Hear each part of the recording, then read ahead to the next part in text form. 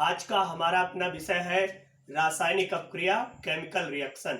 अब हम सभी लोग केमिकल रिएक्शंस के बारे में जानने की कोशिश करते हैं और उसे हम समझाने की कोशिश करते हैं। तो देखिए सभी लोग, जब एक या एक से अधिक पदार्थ परस्पर क्रिया करके किसी नए पदार्थ का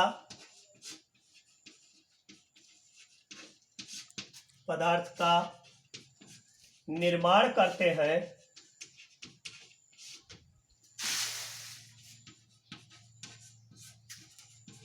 और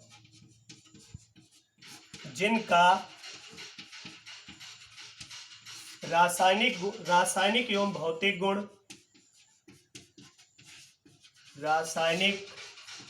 एवं भौतिक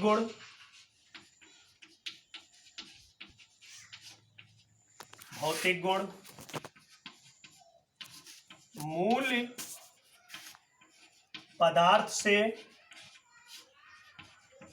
भिन्न होता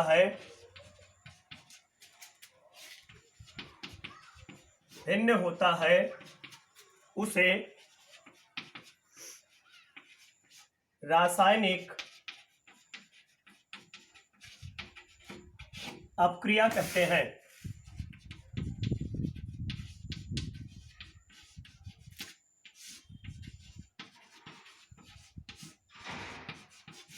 अब सभी स्टूडेंट्स ध्यान देंगे, क्या लिखा है अब इसके विषय पर आप समझने की कोशिश करिए। लिखा गया है, जब एक या एक से अधिक पदार्थ परस्पर रासायनिक अपक्रिया करके किसी नए पदार्थ का निर्माण करते हैं और बनने वाले और जिनका रासायनिक गुण एवं भौतिक गुण मूल पदार्थ से भिन्न होता है उसे रासायनिक अपक्रिया कहते हैं। अब इस परिभाषा को समझने के लिए हमें एक उदाहरण की जरूरत होगी। अब उस उदाहरण से इस परिभाषा को समझने की कोशिश करते हैं।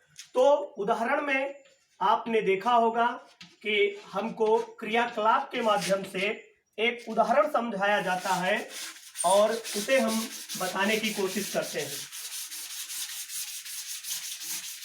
सभी स्टूडेंट ध्यान दें। उदाहरण, सर्वप्रथम आप एक मैग्नीशियम रिबन का टुकड़ा लीजिए और उसे रेगमार की सहायता से उसको रगड़ दीजिए और रगड़ने के बाद उसे आप वायु की उपस्थिति में जब आप जलाते हैं, यानी कि जब आप उसका दहन करते हैं, तो आपको मैग्नीशियम रिंग का चूर्ण प्राप्त होता है, जिसे आप मैग्नीशियम ऑक्साइड के नाम से जानते हैं। अब इस प्रकार प्राप्त हुआ मैग्नीशियम ऑक्साइड आपका जो एक नया पदार्थ होता है, जो कि मूल पदार्थ मैग्नीशियम से डिफरेंट होता है। अब इस उदाहरण को समझने के लिए आपको मैं यहां पर थोड़ा सा चित्र टाइप में बता करके समझाता हूं, तो ध्यान दीजिए। सबसे पहले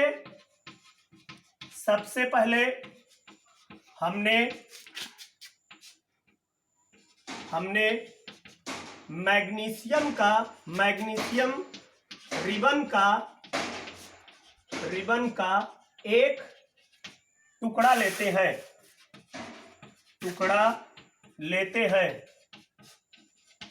जिसे वायु में जलाने पर मैग्नीशियम ऑक्साइड MgO का चूर्ण प्राप्त होता है।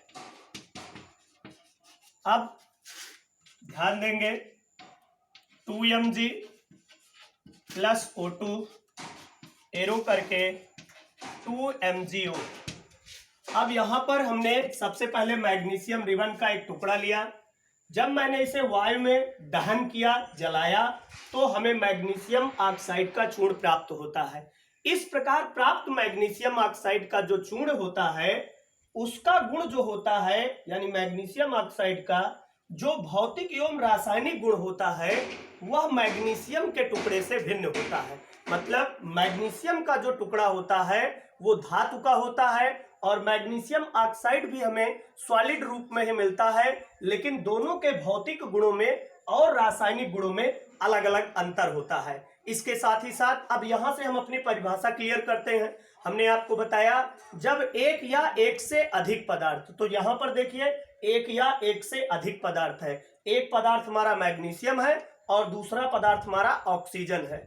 जब दोनों पदार्थों ने आपस में अपक्रिया किया, यानी कि जब इनका दहन कराया गया, तो हमें मैग्नीशियम ऑक्साइड प्राप्त होता है। इस प्रकार प्राप्त मैग्नीशियम ऑक्साइड के जब हम गुणों की चर्चा करते हैं, जब उसके गुणों की रासायनिक और भौतिक गुणों को हम जब देखते हैं, समझते हैं, तो उसका गुण मैग्नीशियम से एकदम अलग मिलता है। अतः हम कह सकते हैं कि यहाँ पर जो अपक्रिया लिखी हुई है यह एक रासायनिक अपक्रिया है, जो कि सबसे अच्छा उदाहरण होता है रासायनिक अपक्रिया का। अब आप लोग इसको अपनी कॉपी पर राइट कर लें और इसके बाद नेक्स्ट वीडियो में मैं आपको रासायनिक अपक्रियाओं के प्रकार को पढ़ाने की कोशिश करता हूं।